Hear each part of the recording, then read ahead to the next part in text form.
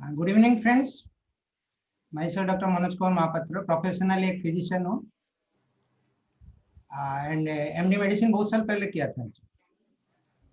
आज जो मैं आपके साथ शेयर करने जा रहा हूँ बहुत दो इम्पोर्टेंट टॉपिक है। एक है ब्लड प्रेशर, एक है heart disease.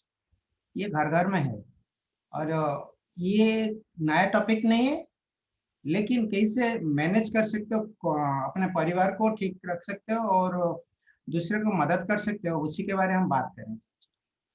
So to start with मैं आपको दिखाना चाहता हूँ लॉट ऑफ इंटरेस्टिंग थिंग जो कि आपको काम में बहुत लग सकता है।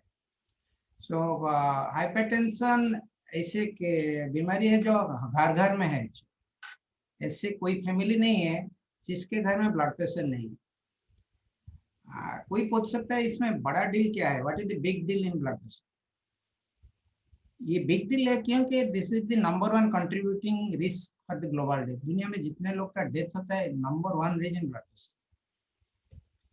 10 मिलियन लोग, मतलब 1 करोड़ से ज्यादा लोग हर दिन डेथ होता है, हर साल डेथ होता है because of this blood pressure. और उससे इम्पोर्टेंट बात है कि दो लोगों से एक लोगों को मालूम नहीं कि उनका ब्लड प्रेशर है। मतलब ब्लड प्रेशर पेशेंट का 50% लोगों को उनका मालूम नहीं कि उनका ब्लड प्रेशर है। So this is the very interesting thing. और इंडिया में अभी सब बीमारी से 29% सिर्फ हाइपरटेंशन है। सो आज हमको इसी के बारे में थोड़ा जानना बहुत जरूरी है। आई होप आप रेडी हो इसी के बारे में कुछ सीखने के लिए। ब्लड प्रेशर तो मालूम है, लेकिन क्या ठीक है क्या गलत है, क्या हाई है क्या लो है, वो भी सीखना चाहिए। जब आपका दो तरह की ब्लड प्रेशर होता है, जो सिस्टोलिक ऊपर लिखा जाता है, जो डायस्टोलिक नीचे लिखा जाता है। 120 तक का ऊपर वाला और 80 तक नीचे वाला ठीक ठाक है। लेकिन हाई ब्लड प्रेशर बोलते हैं जब 130 से ज्यादा हुआ ऊपर वाला और 80 से 90 तक बीच में हुआ, वो नीचे वाला डायस्टोलिक ब्लड प्रेशर वो हाई होना शुरू हो गया, स्टेज 1। 140 के ऊपर हो गया देन स्टेज 2 है, और 90 के ऊपर है डायस्टोलिक तो स्टेज 2 है। स्टेज 3 180 के ऊपर मतलब क्राइसिस, कभी भी कुछ हो सकता है। और 120 नीचे वाला 120 प्लस हो गया देन क्राइसिस, मतलब इमरजेंसी। उस time never take it lightly. किसी को लाइटली मत लीजिए कि कुछ भी हो, ठीक है देखेंगे, डोंट बी केयरलेस। केयरलेस होना नहीं। तो ये बहुत इंपॉर्टेंट है कि आपका ब्लड प्रेशर आपको मालूम होना चाहिए, और इसी के लिए रेगुलर चेकअप जरूरत है। और हाई ब्लड प्रेशर को बोलते हैं हाइपरटेंशन। हाइपरटेंशन 5 तरह की। एक एसेंशियल हाइपरटेंशन, दूसरा सेकेंडरी हाइपरटेंशन, तीसरा व्हाइट कोट हाइपरटेंशन, चौथा आइसोलेटेड सिस्टोलिक हाइपरटेंशन, फिफ्थ है कि जेस्टेशनल हाइपरटेंशन। सब आपको मैं डिटेल बताऊंगा नहीं, मेडिकल कॉलेज में इसे पढ़ाते हैं, लेकिन एसेंशियल हाइपरटेंशन मतलब ज्यादा से ज्यादा वही है, उसी का कारण मालूम नहीं है लोगों। सेकेंडरी कुछ बीमारी के बाद ये होता है। सेकेंडरी मतलब जैसे कोई टैबलेट खा लिया, स्टीरॉइड का टैबलेट, तो ब्लड प्रेशर बढ़ जाता है, उसी को सेकेंडरी। कोई हार्मोन खाया तो उसी का। व्हाइट कोट हाइपरटेंशन मतलब डर के थोड़ा, डॉक्टर को देख के ब्लड प्रेशर बढ़ जाता है किसी किसी। डॉक्टर का चैम्बर में घुसा तो ब्लड प्रेशर आ गया, उसी को बोलते हैं white coat hypertension. Isolated systolic, सिर्फ सिस्टोलिक ब्लड प्रेशर बढ़ जाते हैं again in few disease. Gestational मतलब प्रेगनेंसी। ये 5 तरह के हाइपरटेंशन होते हैं। लेकिन इंपॉर्टेंट है कि हमको मालूम होना चाहिए कि क्या क्या वजह से, कारण क्या क्या है। पहला तो कारण है कि ओबेसिटी। ओबेसिटी मतलब मोटापा, ओवरवेट, जो आज के दिन में दुनिया में बहुत सारे लोगों के है। और इंडिया में तो हर शहर के अंदर, हर अर्बन में जाके देखोगे तो 2 में 1 का ओवरवेट है। सेकेंड जो रीजन है, स्ट्रेस है। आज के दिन में किसी के पास टाइम नहीं है, मतलब टाइम नहीं है मतलब स्ट्रेस नहीं है, टाइम है मतलब स्ट्रेस नहीं है। और कुछ भी कारण के लिए कोई बोलता है ना टाइम नहीं है, उन्हीं का बीपी देखना चाहिए कि हाई हो गया, क्योंकि स्ट्रेस में है, समय नहीं है उसके लिए। समय होगा तो स्ट्रेस कम हो जाएगा। तो ये रिवर्सली प्रोपोर्शनल। हाई सॉल्ट, कोई भी ज्यादा नमक खाते हैं तो उन्हीं का ब्लड प्रेशर बढ़ जाता है। ज्यादा सॉल्ट खाना बिल्कुल सही नहीं है, गलत है। Inactivity, hours hours hours chair में बैठना, काम करना कि टीवी देखना, कुछ भी कारण के लिए इनएक्टिव ज्यादा समय रहने से ब्लड प्रेशर बढ़ जाता है। 30 मिनट से ज्यादा एक ही जगह पर बैठना नहीं चाहिए। हर आधा घंटे में थोड़ा उठ के घूमना चाहिए। If you are serious to protect from hypertension. Then high saturated fat and low fibre. ज्यादा फैट फूड खाओगे और लो फाइबर खाने से ब्लड प्रेशर बढ़ सकता है। Bad habit like smoking, alcohol, ये लाइफस्टाइल नहीं कि लोग बोलते हैं स्मोकिंग करना, अल्कोहल लेना, और ये हैबिट है तो ब्लड प्रेशर आने का बहुत चांसेस है। देन कुछ परसेंटेज है जो जेनेटिक, मदर फादर दोनों का है, और खुद लाइफस्टाइल के ऊपर कुछ फोकस नहीं किया, तो इसमें हो सकता है कि ब्लड प्रेशर होने का बहुत चांसेस है। तो ये 7 रीजन बहुत इंपॉर्टेंट रीजन है ब्लड प्रेशर के लिए। और याद रखिए, मैं जो ओबेसिटी बताया आज के दिन में 3 out of 4 Indians are overweight हो गए। ये लेटेस्ट रिपोर्ट है। इंडिया में 4 लोग से 3 लोग ओवरवेट है बीएमआई के मुताबिक। 23 के ऊपर कोई भी है उसी को हम बॉर्डर लाइन ओवरवेट बताते हैं, बॉडी मास इंडेक्स, और 25 के ऊपर पूरा ओवरवेट है। और मैं जो बताया था हर 2 में एक अर्बन में Indian are obese. 73% of urban Indian are overweight. 73%, 100 लोगों से 73, और मैक्सिमम रिस्क है 28 से 38। इसलिए ओबेसिटी, मोटापा को दूर रखने से ब्लड प्रेशर ही दूर हो जाएगा। लेकिन ये डाटा बहुत जरूरी है, नहीं तो लोग सोचते हैं ठीक है ओवरवेट हो गया। ओवरवेट कोरोना से ज्यादा है। कोरोना आज के दिन में लोग डरते हैं, लेकिन देखिए 10% लोगों का कोरोना नहीं है, लेकिन 73% लोगों के पास ओवरवेट है। और कोरोना का मोर्टालिटी रेट बहुत कम है, लेकिन मोटापा का मोर्टालिटी रेट बहुत ज्यादा है। और मोटापा हो गया, ओबेसिटी हो गया, 25 बीएमआई हो गया, तो ये जितने सारे बीमारी देख रहे हैं ना, सब आ सकते हैं आने वाला 4 से 5 साल। Hypertension, blood pressure, type 2 diabetes, dyslipidemia, high cholesterol, cancer, mood disorder, depression होगा, कभी हंसेगा कभी रोएगा, पागल होगा, हार्ट डिजीज हो जाएगा, रिप्रोडक्टिव डिसऑर्डर होगा, लिवर डिजीज। ये जितना 8 डिजीज देख रहे हैं ना, आने वाला 8 साल में पक्का होने वाला है। तो ओबेसिटी को थोड़ा बाय बाय करना चाहिए। और सबसे इम्पोर्टेंट है कि ओबेसिटी इज टाइम बम, याद रखिए। ओबेसिटी टाइम बम क्यों? देखिए कितने वैरायटी का डिजीज। 10% ओबेसिटी लोगों का कैंसर होता है, 50% डायबिटीज होते हैं, 150% परसेंटेज चांसेस है कि हाई ब्लड प्रेशर हो सकता है। 100% नहीं, 150% चांसेस है। ये WHO का रिपोर्ट है। 30% लोगों का डिमेंशिया हो सकता है। मोटापा होने से भूल जाएंगे, इसलिए पतला रहिए, याद रखो, नहीं तो अपने बीवी को अपने बच्चे को भी भूल जाओगे। और 25% डिप्रेस हो जाते हैं। मोटापा लोग ज्यादा डिप्रेस होते हैं। 200% लोग मल्टीपल चांसेस की मल्टीपल स्क्लेरोसिस, एक नर्वस सिस्टम डिजीज है, 200% चांसेस है कि मल्टीपल स्क्लेरोसिस हो सकता है। 33% लोग की अस्थमा हो सकती है। तो ये सब देखने के बाद अभी आपको डिसाइड करना है कि ओबेसिटी आना चाहिए कि जाना चाहिए। तो ओबेसिटी क्यों भी होता है, देखिए कुछ डाइटरी कज है, कुछ नॉन डाइटरी। आप खाओगे junk food, processed food, cold drink वगैरह वगैरह, होने का पक्का चांस। नॉन डाइटरी नहीं भी खाओगे, चुपचाप बैठोगे, कम सोओगे, नहीं तो ज्यादा सोओगे, वो भी हो सकता है। एंजाइटी डिप्रेशन में हो सकता है, विटामिन डी डेफिशिएंसी में किसी को भी हो सकता है। तो ये थोड़ा हमको रीजन पता होना चाहिए। रीजन पता होने से आप उसके लिए कुछ करो।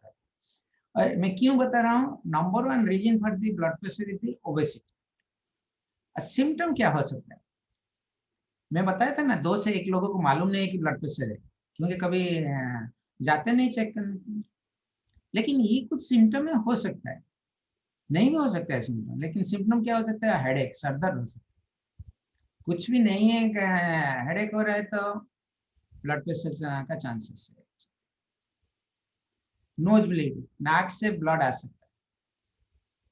फैटिग, कंफ्यूजन, टायर्डनेस हो सकता है, कंफ्यूज हो सकता है, विजन प्रॉब्लम, देखने में प्रॉब्लम हो सकता है, चेस्ट पेन, कभी चलने के टाइम चेस्ट में पेन हुआ, ब्लड प्रेशर के वजह हो सकता है, डिफिकल्टी इन ब्रीदिंग, सांस लेने में तकलीफ, थोड़ा चला ऐसे हुआ तो ब्लड प्रेशर आने का चांसेस है, इरेगुलर हार्ट बीट जिसको पाल्पिटेशन बोलते हैं, अपना हार्ट बीट होता है तो पता नहीं चलता है, लेकिन इरेगुलर होता है तो पता चलता है, आप अपने आप का अपना हार्ट बीट फील कर सकते हो।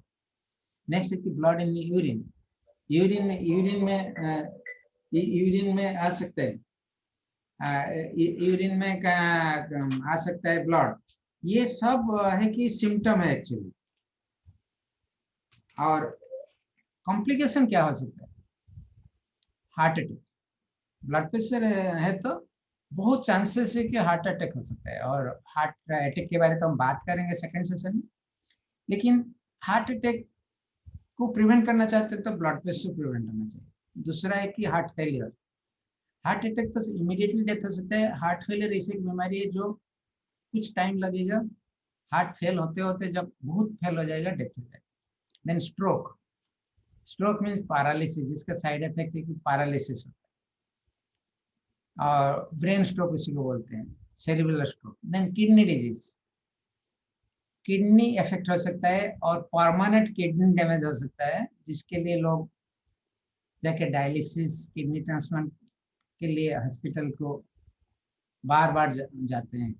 डिमेंशिया, ब्रेन का जो प्रॉब्लम है, भूलने का चीज। देन विजन लॉस, देखने में प्रॉब्लम है, ये सब कॉम्प्लिकेशन है कि ये सब कॉम्प्लिकेशन है 5C ऑफ द हाइपरटेंशन। एक है कोरोनरी आर्टरी डिजीज जिसको हार्ट अटैक मैंने बताया, दूसरा है chronic renal failure, kidney chronically fail हुआ, तीसरा है कि कंजेस्टिव हार्ट फेलियर, मतलब हार्ट फेलियर लेकिन वो क्रॉनिक हार्ट फेलियर हुआ, cardiac arrest, all of a sudden heart arrest होता है, डेथ होता है, एंड जो स्ट्रोक, सेरेब्रोवास्कुलर एक्सीडेंट, ये 5C are the complication of the hypertension, blood pressure का है, बहुत इंपॉर्टेंट है। तो अभी आप हमको सिम्टम पता चला, रीजन पता चला, कॉम्प्लिकेशन पता चला, लेकिन प्रिवेंशन को सीखना पड़ेगा, ये सब आपके कंट्रोल में हो जाएगा जब ये 7 पॉइंट आप सीख जाओगे। क्या क्या प्रिवेंशन करने का स्टेप, पहला है कि मेंटेन हेल्दी वेट।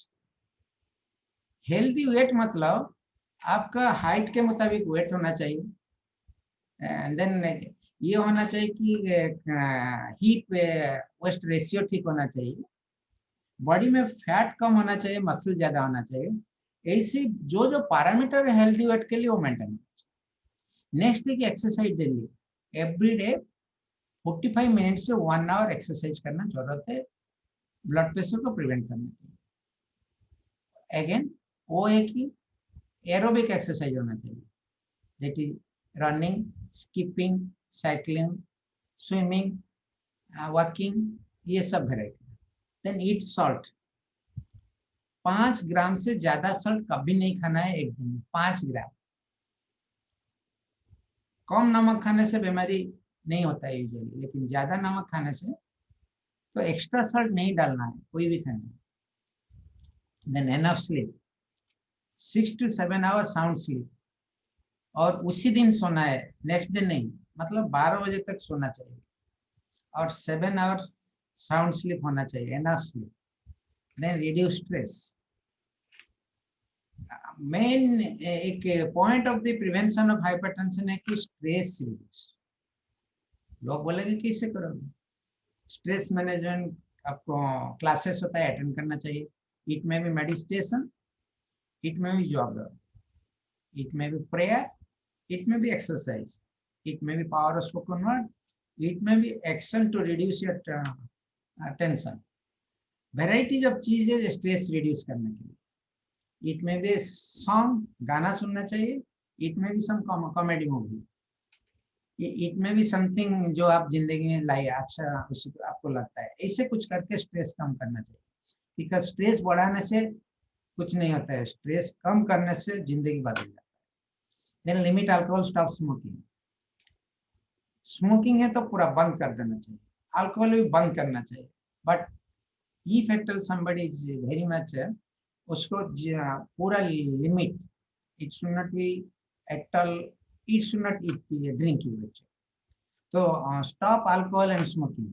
एंड सबसे जो इम्पोर्टेंट सेवेंथ है, eat balance diet and supplement. Blood pressure को कम मेंटेन करना चाहते हैं और मतलब लाइफ लॉन्ग एंजॉय करना चाहते हैं हम अपने हेल्थ को, then eat balance diet and supplement. जैसे कुछ चीज में दिखा है, एक्सरसाइज, रिड्यूसिंग कैफीन इनटेक, ज्यादा चाय नहीं पीना चाहिए, reducing salt, sodium salt intake, जोगो एटसेट्रा, रेगुलर मेजरमेंट, ये सब स्टेप है। अभी बात आता है सप्लीमेंट क्या लेना है। बहुत सारे सप्लीमेंट का रोल है ब्लड प्रेशर कम करने में, लेकिन ये कुछ चीज है जो 6 चीज में लिखा हूँ, ये प्रूवन है बाय बहुत सारे मेडिकल जर्नल, बहुत सारे रिसर्च इंस्टीट्यूट, ये सप्लीमेंट रिड्यूस करता है। जैसे साल्मन ओमेगा 3, ओमेगा 3 आपको पता है गुड फैट, लेकिन ये एक मेडिसिन जैसे काम करता है, उससे ही बढ़िया काम करता है। It lowers blood pressure directly activating एक सिस्टम है, calcium dependent potassium channel. Detail नहीं बता रहा हूँ, ये एक केमिकल रिएक्शन के वजह हमारा ब्लड प्रेशर बढ़ता है, और मेडिसिन लोग खाते हैं इसी को एक्टिवेट करने के लिए। लेकिन आप ओमेगा 3 खाओगे, जिसके 100 प्लस पॉजिटिव थिंक है, पॉजिटिव काम करता है, उसी को खाने से रेगुलरली आपका ब्लड प्रेशर कम, ब्लड प्रेशर होने नहीं देगा। 2 ही खाना है, एक सुबह एक रात खाने के बाद। साल्मन फिश का ऑयल है, and best for heart and best for health. उससे बढ़िया सप्लीमेंट, मिरेकल सप्लीमेंट दुनिया में नहीं। देन सॉल्युबल फाइबर, फाइबर के बारे आप सुने होंगे, इनसॉल्युबल फाइबर, सॉल्युबल फाइबर, लेकिन soluble fibre reduces blood pressure, क्योंकि ये शुगर को कम करता है, कोलेस्ट्रॉल को कम करता है, इन्फ्लेमेशन को कम करता है, and reduce hypertension. So fibre regularly लेने से, sufficient soluble fibre, specially nutrient soluble fibre, आपका ब्लड प्रेशर होने नहीं देगा, हो भी गया तो कम करेगा, क्योंकि fibre reduces the weight also, और वेट कम होने से बीपी कम हो जाए। वेट किससे कम होगा? अगेन ये थोड़ा एपिटाइट कम कर देता है, और ये फैट को निकाल लेता है स्टूल में। देन गार्लिक, इसमें जो एलिसिन है वो एलडीएल कोलेस्ट्रॉल को कम करता है। एलडीएल कोलेस्ट्रॉल हमारा जितने सारे ब्लड वेसल है उसी को स्टिफनेस कम करने में मदद करता है, कम होने से तो ब्लड प्रेशर कम हो जाता है। कोएंजाइम Q10, कोएंजाइम Q10 इससे एक पावरफुल कोएंजाइम है जो हार्ट का मसल को पंपिंग में हेल्प करता है, और हार्ट जितना बढ़िया पंपिंग करेगा, इतना आपका ब्लड प्रेशर मेंटेन ना हो सकता है। खाली हार्ट नहीं है, पूरा आर्टरी, पूरा कार्डियोवास्कुलर सिस्टम को ये टॉनिक की तरह मदद करता है। तो कोएंजाइम Q10 रेगुलरली लेना चाहिए ब्लड प्रेशर अवॉइड करने के लिए। देन फोलिक एसिड, रिसर्च करके देखा गया कि फोलिक एसिड जो हमारा आयरन, फोलिक हीमोग्लोबिन के लिए खाते हैं, आयरन फोलिक एसिड, वो फोलिक एसिड ही ब्लड प्रेशर कम करता है। और सबसे इम्पोर्टेंट चीज है जो कि वेट मैनेजमेंट में जरूरत है, दैट इज बॉडी की फॉर वेट मैनेजमेंट, इसे मील रिप्लेसमेंट फार्मूला। जो भी ओवरवेट है, they should take 90 days body की प्रोग्राम में आ जाना चाहिए, और 90 दिन के अंदर 9 से 18 किलो भी कम हो सकता है, और उसी से आपका बीपी, आपका फैमिली में किसी का है तो काफी कम हो जाएगा। सो ये सप्लीमेंट बहुत जरूरी है। और एक्चुअली ट्रीटमेंट ऑफ हाइपरटेंशन ऐसी एक चीज है कि 2 वैरायटी का है, एक है विदाउट मेडिसिन, एक विथ मेडिसिन। विदाउट मेडिसिन जो मैंने बताया ऑलरेडी, और एक बार बताता हूँ, रेगुलर स्क्रीनिंग, मतलब हर 3 महीना के अपना बीपी चेक करना चाहिए, और बीपी डॉक्टर से चेक करवाना चाहिए, ना कि इधर उधर रोड साइड में। देन डाइट, जैसे मैं ऑलरेडी बता चुका हूँ, गुड फैट, लो सॉल्ट, थोड़ा पोटेशियम ज्यादा, ऐसे डाइट होना चाहिए। Weight reduction must, smoking alcohol stop, daily exercise, reduce stress and supplement, ये नो मेडिसिन का रास्ता है। With medicine, diuretics, S inverter, calcium channel blocker, बहुत सारा है, और उसी का सब साइड इफेक्ट देखिए। ब्लड प्रेशर मेडिसिन का साइड इफेक्ट कफ हो सकता है, डायरिया हो सकता है, कॉन्स्टिपेशन हो सकता है, डिजीनेस, लाइट हेडेक, हेडेडनेस, मतलब दिमाग में इधर उधर होगा, मतलब दिखाई नहीं देगा ठीक, कभी स्टार जैसे लगेगा, वेराइटीज ऑफ प्रॉब्लम होगा। Feeling nervous, blood pressure medicine खाने से नर्वसनेस आ सकता है, पल्पिटेशन हो सकता है, टायर्डनेस, वीकनेस, एनर्जी चला जाएगा, सर दर्द भी हो सकता है, नसिया वोमिटिंग हो सकता है, lot of people suffer from the sexual problem. ऐसे बहुत सारे साइड इफेक्ट है एंटीहाइपरटेंसिव। तो चॉइस आपके पास है, exercise, diet, lifestyle modification, weight management, regular checkup, food supplement करोगे ना, बहुत सारा मेडिसिन लेके साइड इफेक्ट होगा, अगेन कॉम्प्लिकेशन से हार्ट का प्रॉब्लम भी हो सकता है, स्ट्रोक का भी हो सकता है। सो choice is yours, it is chance versus choice. Chance versus choice means you take chance versus you make choice. Chance is external factor, मतलब डॉक्टर चांस देगा आपको अच्छा लाइफ के लिए, नहीं तो चॉइस इज इंटरनल सेल्फ। आप अंदर से सोचोगे कि मेरा चॉइस है, the choice chances and changes, you must make a choice to take a chance, or your BP will never change. So ये बताना चाहता हूँ, आपका ब्लड प्रेशर है कि नहीं है, डोंट वरी, चेक करवा लीजिए, और आप ऐसे चॉइस लीजिए, और दूसरे को चांस मत दीजिए। चांस दोगे तो BP will never change, but if you choice लोगे कि ये सब करोगे, then your BP will change. And so either your blood pressure will be 120/80, or it will go up, and there will be some emergency, and it may be stroke, bleeding हो सकता है, it may be heart attack, it may be heart failure, it may be kidney failure. So it is your choice, and I believe आज ये presentation से आप पक्का कुछ अपने ब्लड प्रेशर कंट्रोल के लिए स्टेप लेना शुरू करोगे, और दूसरे को भी मदद करोगे, how they can control their blood pressure. So this is something about the blood pressure part. I hope आप लोग को अच्छा लगा।